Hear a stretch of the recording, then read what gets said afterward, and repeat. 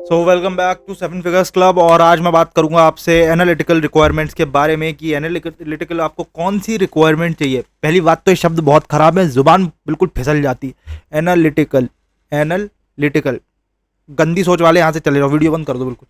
तो देखो मैं बताता हूँ एनालिटिकल रिक्वायरमेंट में आपको क्या क्या चाहिए। सबसे पहली चीज, एनालिटिकल का मतलब क्या होता है। एनालिटिकल फ्रॉम एनालिसिस, ये मौसेरा भाई है एनालिटिक का, एनालिसिस का, ठीक है। इसका काम कुछ और ही रहता है पर दोनों काम एक ही करते हैं, ठीक है। तो एनालिसिस मीन्स हमें, जैसे हमारे पास एक क्रिकेट की पिच है, क्रिकेट छोड़ो, एक ड्राइवर है, will take car and driver, I am obsessed with cars, so I will take it with cars. So देखो, I know you all are. तो देखो यहाँ पे क्या है, जब कोई ड्राइवर कार में बैठता है तो वो पहले एक मैप देखता है, ठीक है। उसने एक मैप देखा कि मुझे यहां से यहां जाना है, from point A to point B, ये पॉइंट है, उसको जाना है पॉइंट बी तक, ये उसका डेस्टिनेशन है पॉइंट बी। वो मैप देखता है, रास्ता समझता है कि मुझे क्या क्या प्रॉब्लम आ सकती है रास्ते में। ट्रैफिक हो सकता है, रेन हो सकती है, बारिश हो सकती है, या फिर मेरी कार ब्रोक डाउन हो सकती है, या जो भी हो सकता है वो चीज़ें समझता है अच्छे से। उसके बाद वो अपनी जर्नी स्टार्ट करता है और फिर वो आगे जाता है। तो ये जो एक्सटर्नल फैक्टर्स हैं कि ऐसे जाना है वैसे जाना है, वो बीच में फ्यूल भी पड़वाता है, वो बीच में रुकता भी है, ब्रेक भी लेता है, वो अपनी ए टू बी ट्रैवल करता है।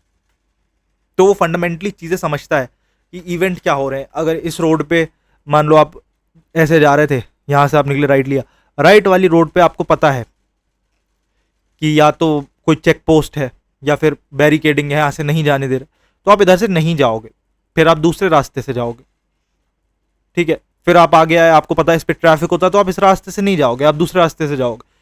फिर अगर आपको ट्रैफिक से भी बचना है, आप ट्रैफिक से भी बच गए, तो आप देखोगे कि कोई रास्ता ऐसा तो नहीं है भाई कि अब एक मिनट एक मिनट, ये जो ड्राइवर है, ये ट्रेडर है, ये जेब में गड्डी लेके घूमता है 50,000 की, हाँ, जेब में एक गड्डी, गाड़ी के डैशबोर्ड में एक गड्डी, 50-50, 1 लाख रुपए उसकी गाड़ी में पड़ा रहता है। तो अब वो सोचेगा सुनसान रास्ते से ना जाऊं।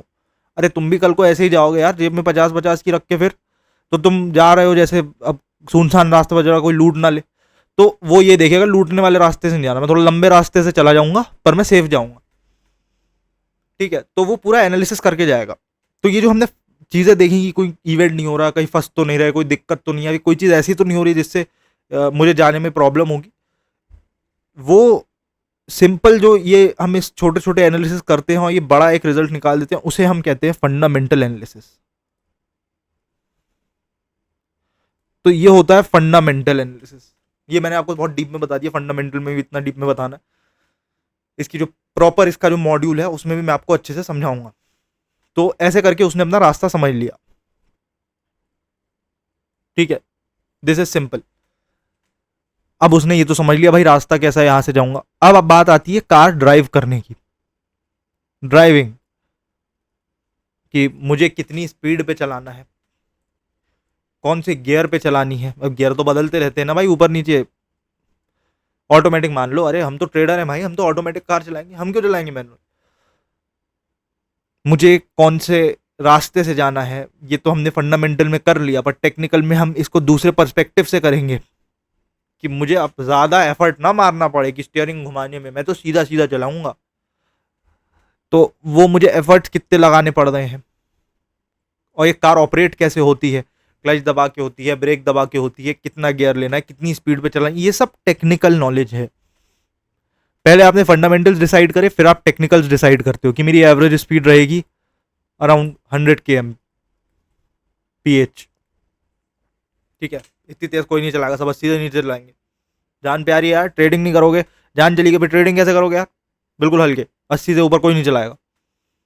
हाँ, एक एक लगाना भूल गया मैं 80 के आगे। तो आपने 100 पे आपने स्पीड डिसाइड कर दिया, आपने सब सेलेक्ट कर लिया, इतने पे एसी चलेगा, ये गाना चलेगा, ये सब, ये आपका टेक्निकल होता है। इसे हम कहते हैं टेक्निकल नॉलेज, टेक्निकल नॉलेज और टेक्निकल एनालिसिस। एंड लास्ट आता है माइंड सेट।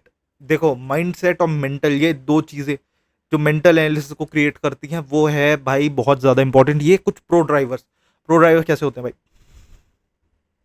इनको रास्ता पता है। जो तीसरी मेंटल वाली बात आ रही है, मेंटल, इनको फंडामेंटल पता है कौन से रास्ते से जाना है। अब ये वो ड्राइवर नहीं है जो शहर में कार चला रहा है और इसको टेक्निकल भी पता है, ये है फॉर्मूला 1 ड्राइवर। फॉर्मूला 1 को देखता है, आज से देखना शुरू करो। मैं लुइस हैमिल्टन का फैन हूँ, तुम भी बनो, सपोर्ट लुइस।